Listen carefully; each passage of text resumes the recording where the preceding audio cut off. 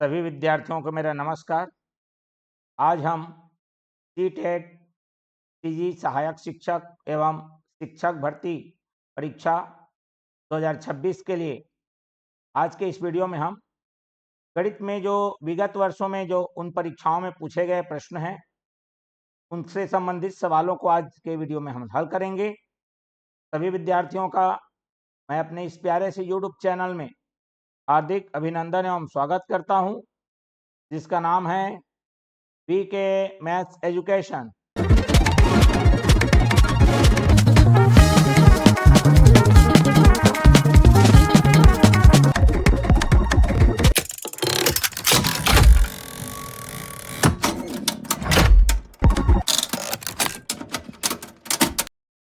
आज के वीडियो में जितने भी प्रश्न लगे हुए हैं वे सभी के सभी किसी न किसी परीक्षा में पूछे गए हैं विगत वर्षों में। तो ऐसे प्रश्नों को, अति महत्वपूर्ण प्रश्नों को आज के हम इस वीडियो में हल करेंगे। जो विद्यार्थी हमारे चैनल में नए हैं, चैनल को सब्सक्राइब कर बेल आइकन नोटिफिकेशन ऑन कर लीजिए, इसे लाइक करिए और ज़्यादा से ज़्यादा लोगों में इसे शेयर कर दीजिए। इसका हमने एक पहला भाग बना लिया है, आज का ये हमारा दूसरा भाग है।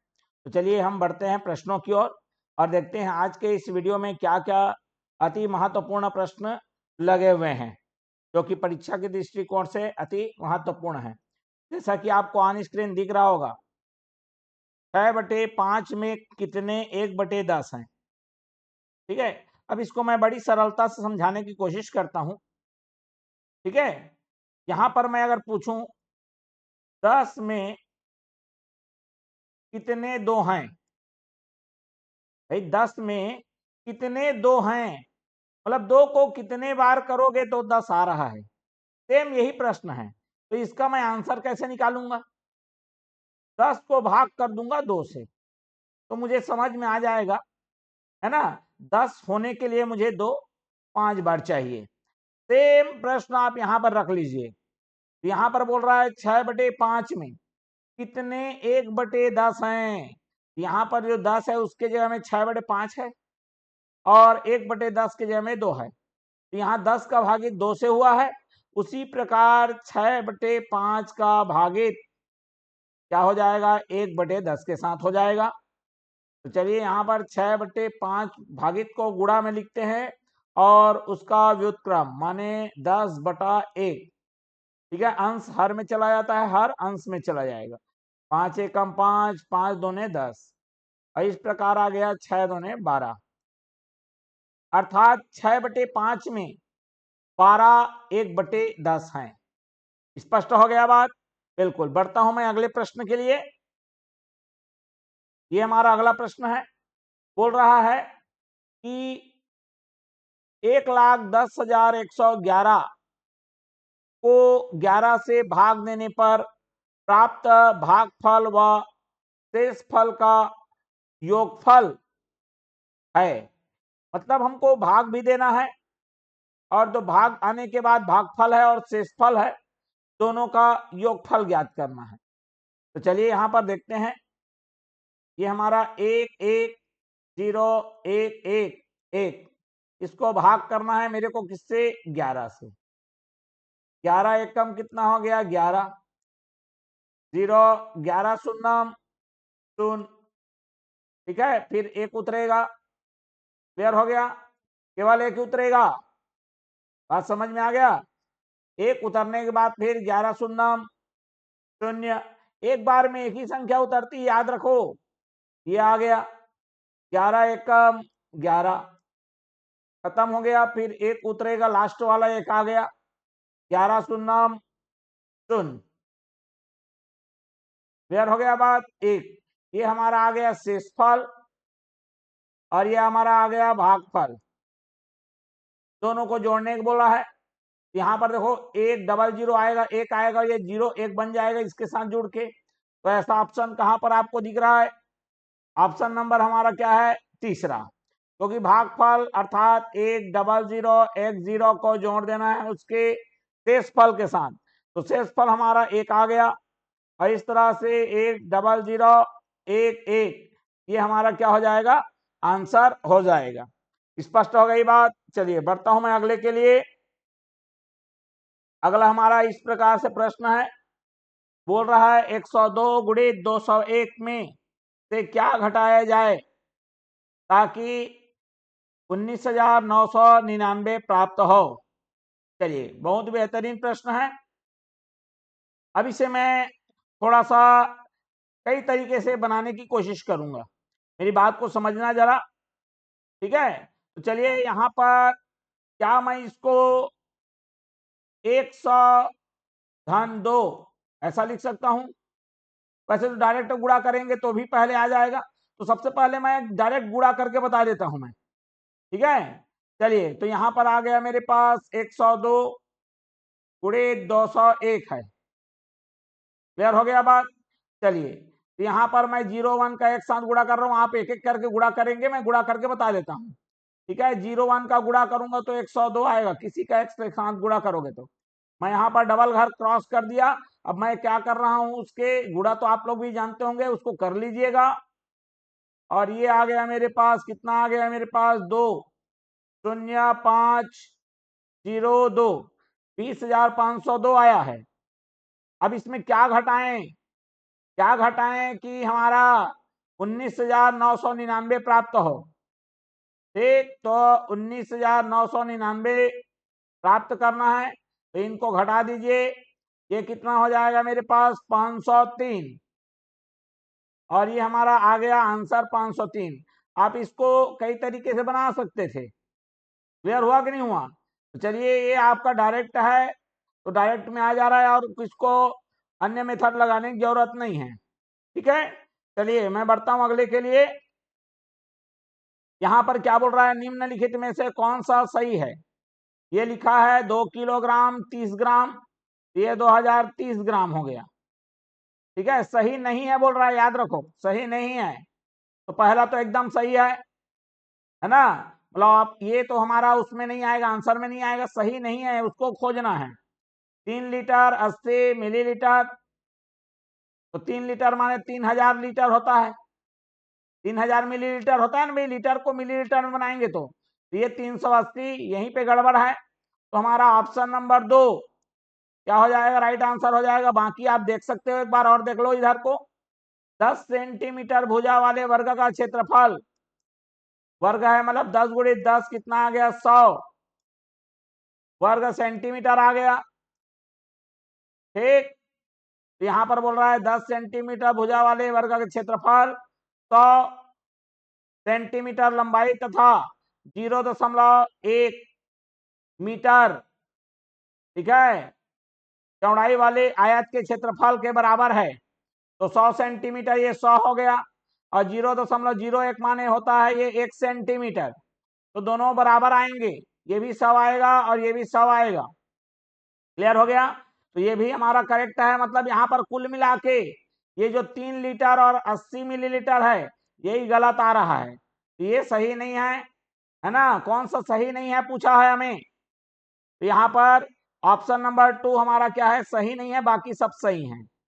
ठीक, यदि आप 3 घंटे 14 मिनट को करेंगे, 1 घंटा माने 60 मिनट, 3 घंटा माने 180, और 14 मिनट और जोड़ दीजिए, कितना आ जाएगा, 194 मिनट, ये भी राइट है, ठीक है। हमें गलत कौन सा है ढूंढना था, तो ये हमारा दूसरा नंबर वाला गलत है। क्लियर हो गया बात। चलिए बढ़ता हूं मैं अगले के लिए। यहां पर क्या बोल रहा है देखो, 2 और 2/3 समकोणों में डिग्रियों की संख्या है। 2 और 2/3 मतलब बोला है 2 तो लेना है और 2/3 और लेना है। समकोण बोला है, समकोण माने एक समकोण माने 90 अंश, तो इसका मतलब 2 ठो समकोण लेना है। तो 2 समकोण माने कितना हो गया, 180। एक समकोण माने 90, तो 2 समकोण माने 180, मतलब 180 तो लेना है, 2 हो गया। और 2/3, ठीक है, 2/3 मतलब 90 का मतलब गुणा 2/3 मतलब 2/3, 30 × 90, 20 × 60, मतलब 180 तो लेना है, 60 और लेना है, 2/3 मतलब 90 का 2/3 मतलब 60, तो 180 और 60 दोनों को मिलाओगे कितना आएगा? 240 आ जाएगा। बात समझ में आ गया? बिल्कुल। तो चलिए बढ़ते हैं अगले के लिए। क्या बोल रहा है यहां पर, जरा देख लीजिए। 21 और 49 के बीच 7 के गुणजों का योगफल, बीच बोला है, बीच, उनके बीच का मतलब 21 और 49 शामिल नहीं होगा। ठीक है, तो चलिए 21 के बाद अगला गुणज कौन होगा? जो 7 के पहाड़ा में आ रहा है। 21 के बाद आएगा 28।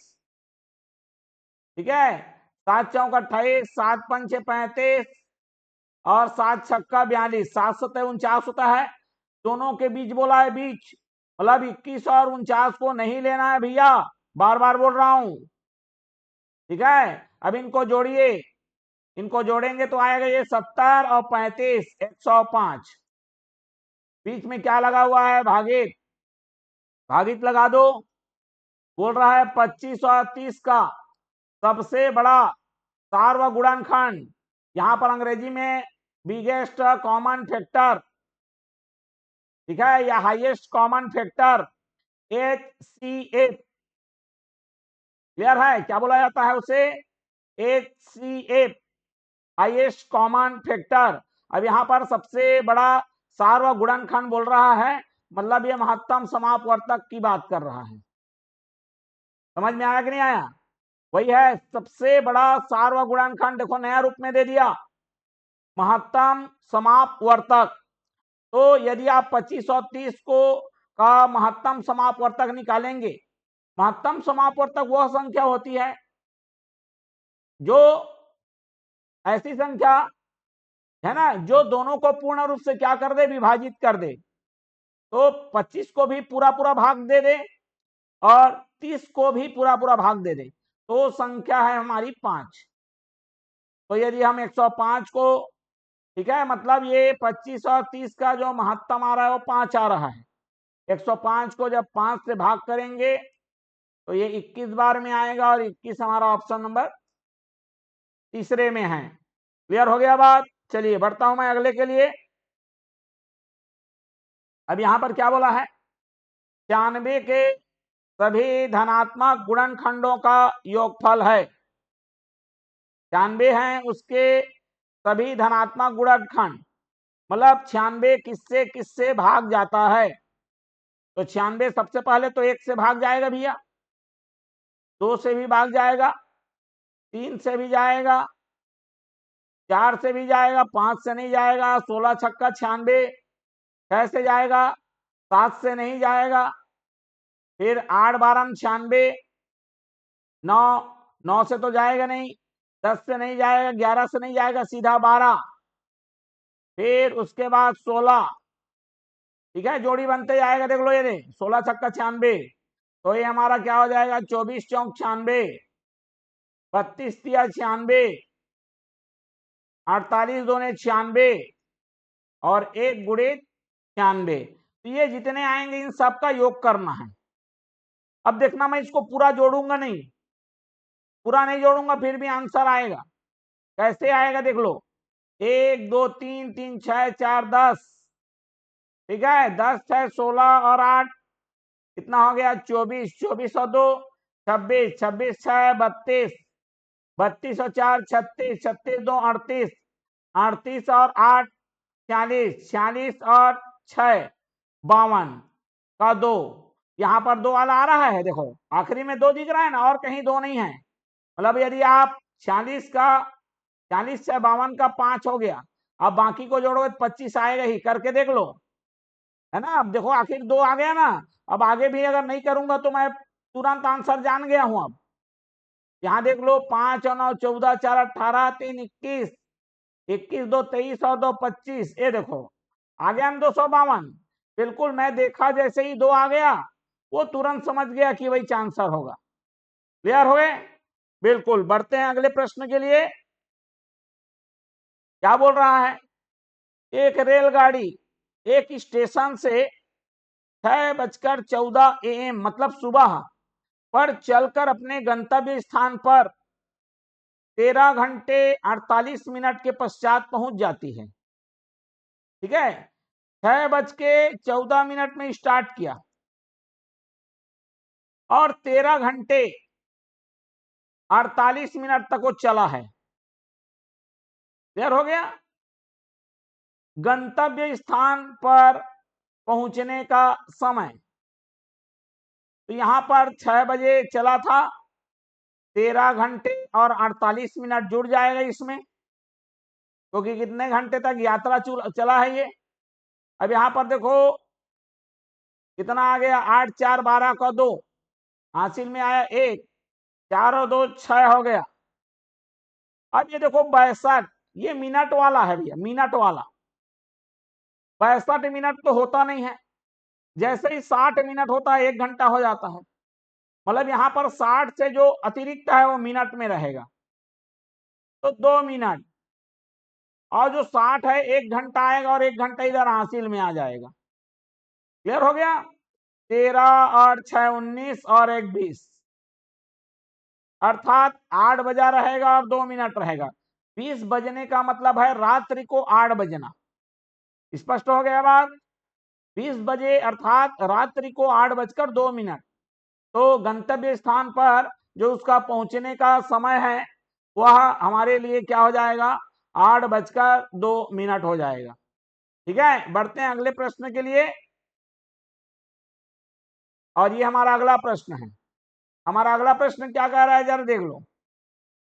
कक्षा में गणितीय मनोरंजनात्मक क्रियाकलाप तथा चुनौतीपूर्ण ज्यामितीय पहेलियां संबंधी क्रियाकलाप महत्वपूर्ण है, क्योंकि वे विद्यार्थियों को उनकी गणित की कक्षा की एकरूपता तथा दैनिक चर्या के कारण होने वाली उप से बाहर लाते हैं। वे प्रतिभाशाली शिक्षार्थियों को उचित अवसर प्रदान करते हैं। वे प्रत्येक शिक्षार्थी की स्थानिक व विश्लेषणात्मक योग्यता के संवर्धन में सहायक हैं, या फिर वे गणित में कम सफल शिक्षार्थियों तथा मंद गति से सीखने वाले शिक्षार्थियों में रुचि उत्पन्न करने में सहायक होते हैं। तो इसका जो सही जवाब है हमारे पास वो हो जाएगा हमारा, वे प्रत्येक शिक्षार्थी की स्थानिक व विश्लेषणात्मक योग्यता के संवर्धन में क्या है, सहायक हैं। ये हमारा क्या हो जाएगा, सही आंसर हो जाएगा। ठीक है, क्लियर हो गया बात। बिल्कुल, यहां देख लीजिए, ये हमारा ऑप्शन नंबर 3, वे प्रत्येक शिक्षार्थी के स्थानिक व विश्लेषणात्मक योग्यता के संवर्धन में सहायक हैं। बढ़ते हैं अगले प्रश्न के लिए। क्या लिखा है यहाँ पर, वैदिक गणित आजकल विशेष रूप से प्राथमिक विद्यालय के बच्चों में बहुत लोकप्रिय होता जा रहा है। इसका प्रयोग निम्नलिखित में से किसके विकास या संवर्धन में होता है। ठीक है, पहला है विद्यार्थियों की गणित में समस्या समाधान कौशल के लिए, विद्यार्थियों की गणित में एकाग्रता के लिए, गणित में गणना के कौशल तथा गति, या फिर विद्यार्थियों की गणित में परिकलन प्रक्रिया की समझ। तो हमारा यहाँ पर जो राइट आंसर है, देखो वैदिक गणित के बारे में पूछा है भैया, देख लो।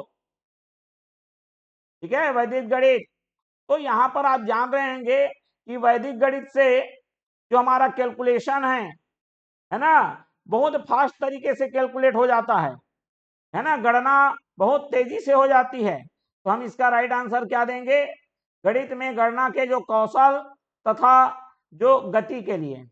क्लियर हो गया बात। चलिए बढ़ता हूं अगले के लिए। अगला दिया है हमारा, प्राथमिक स्तर पर गणित में रचनात्मक मूल्यांकन में अंतर्निहित है सामान्य त्रुटियों को पहचानना, क्रिया प्रणाली के ज्ञान और विश्लेषणात्मक प्रतिभाओं की परीक्षा, विद्यार्थियों के ग्रेड श्रेणी और रैंक अर्थात स्थिति, या फिर अधिगम में असंगति अंतर को और शिक्षण में कमियों को पहचानना। ठीक है, ये आपके ऑप्शंस दिए गए हैं।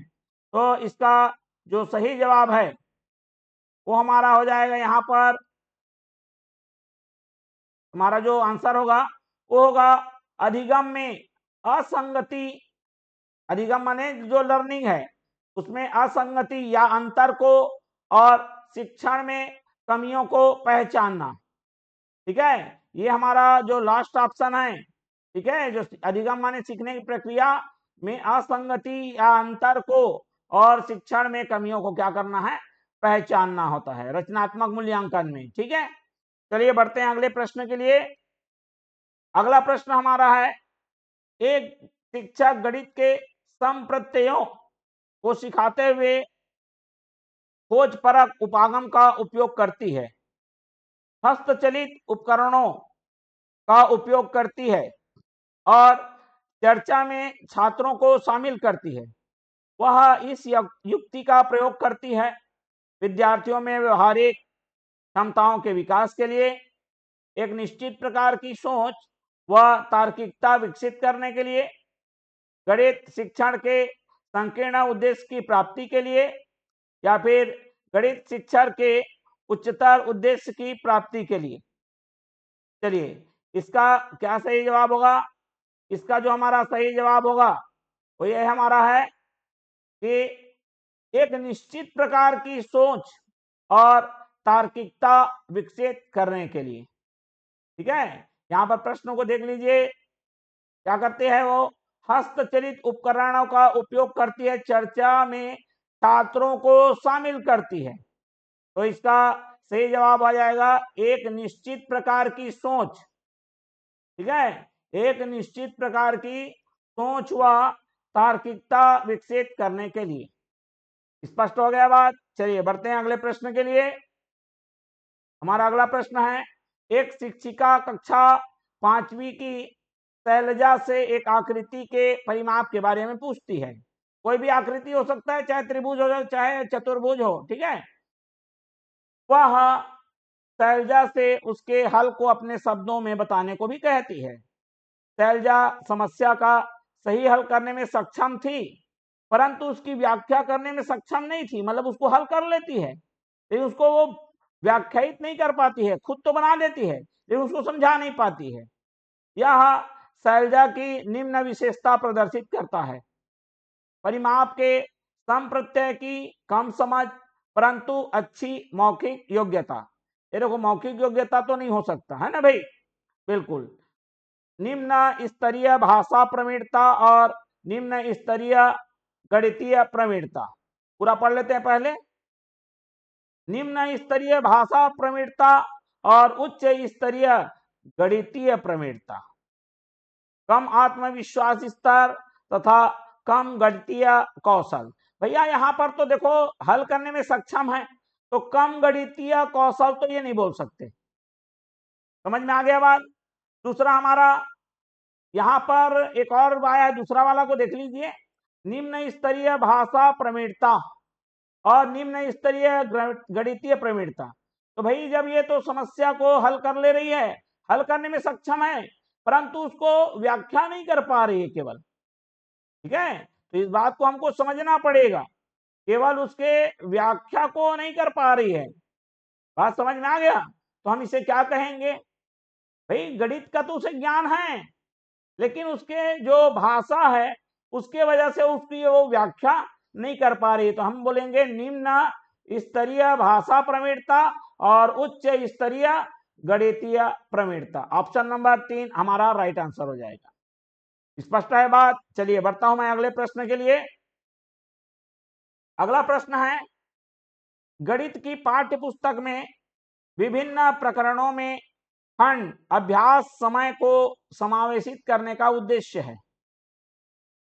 दैनिक जीवन चर्चा में बदलाव करना, समय का बेहतर सदुपयोग सुनिश्चित करना, विस्तृत अधिगम अवसर प्रदान करना, या विद्यार्थियों को आनंद व मस्ती प्रदान करना।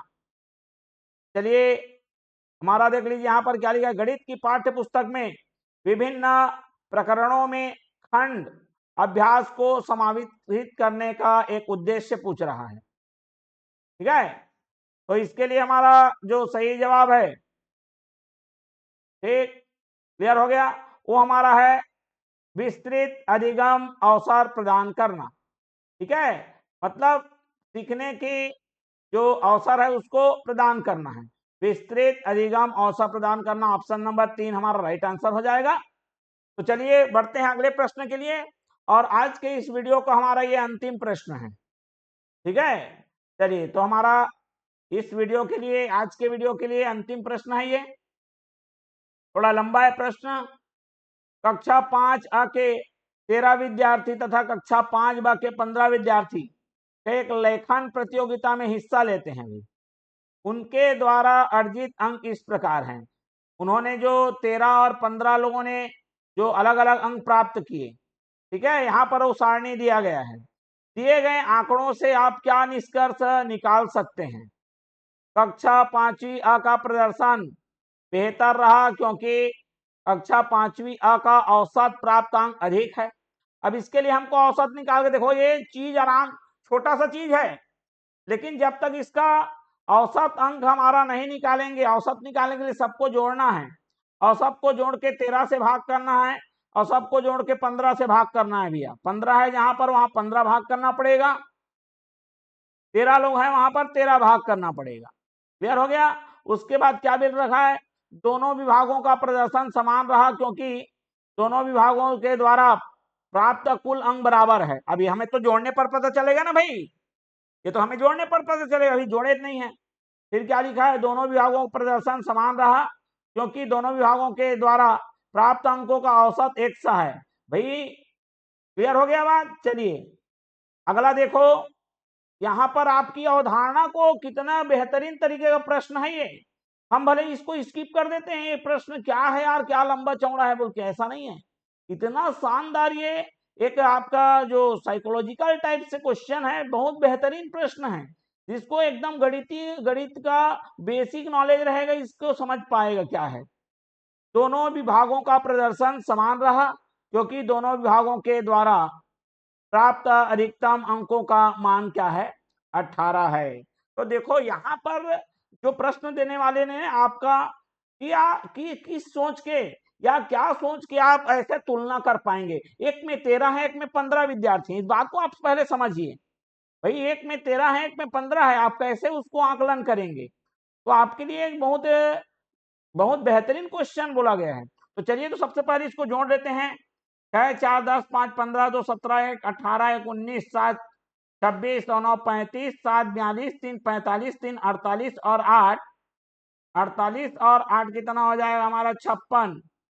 6 हासिल आ गया 5 1 6 1 7 8 9 10, ठीक है, 11 12 13 14 146 आया, जिसका भाग करना है किससे?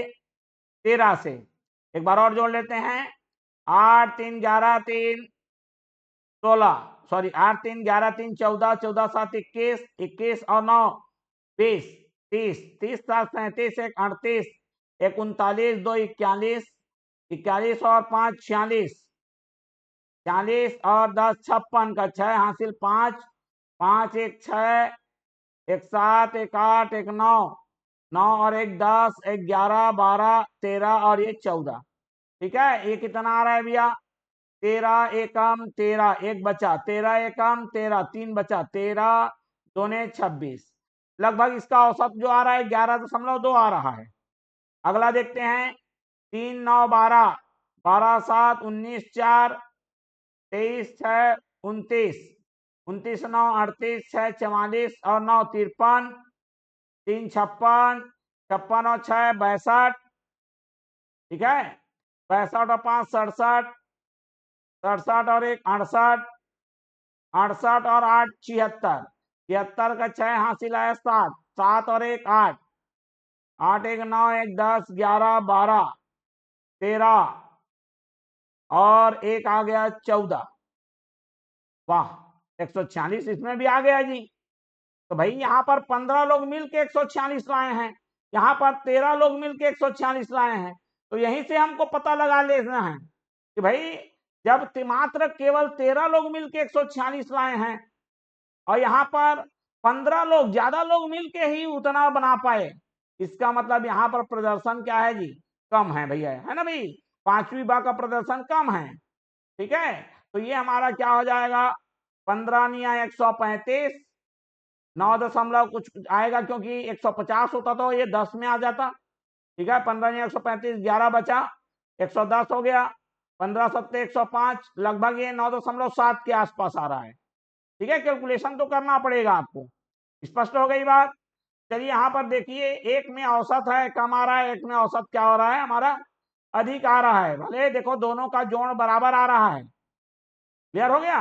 तो हम बोल सकते हैं कि कक्षा 5A का प्रदर्शन क्या है, बेहतर है, क्योंकि उनका जो औसत प्राप्तांक है वो बेहतर है। यहां पर देखिए औसत कक्षा 5वीं A का 11.2 है और यहाँ पर 9.7 है। तो हम बोल सकते हैं कक्षा 5वीं A का प्रदर्शन बेहतर रहा, क्योंकि 5वीं A का औसत प्राप्तांक क्या है जी, अधिक है। क्लियर हो गया बात। तो चलिए, है ना, हमने औसत क्यों निकाला, क्योंकि एक में 13 विद्यार्थी थे, एक में 15 विद्यार्थी थे। दोनों में अगर बराबर विद्यार्थी होते तो खाली जोड़ को देख के बता देते। क्लियर हो गया बात। तो चलिए, इस प्रकार से आज के हमारे ये जो इस वीडियो में जितने भी प्रश्न हमने लगे हुए थे, जो कि हमारा सीटेट, शिक्षक भर्ती, सहायक शिक्षक भर्ती से संबंधित जो विगत वर्षों में प्रश्न आए हुए हैं, उनको यहाँ पर हमने संकलित करके यहाँ पर बनाया है। वीडियो काफी आपको अच्छा लगा होगा। वीडियो पसंद आया होगा तो लाइक करिए, ज्यादा से ज्यादा लोगों में इसे शेयर कर दीजिए। चैनल में नए हैं तो चैनल को सब्सक्राइब कर बेल आइकन नोटिफिकेशन ऑन कर लीजिए। साथ ही साथ इसका हमने पहला भाग भी बना लिया है। जो विद्यार्थी उन्हें नहीं देखे हैं उनके लिए लिंक हमने डिस्क्रिप्शन बॉक्स में डाल दिया है, वहां से आप देख सकते हैं। तो चलिए, पुनः इसी प्रकार के प्रश्नों के साथ फिर से मैं आपके लिए नया वीडियो लेकर आऊंगा। तब तक के लिए आप सभी विद्यार्थियों को मेरा धन्यवाद एवं नमस्कार।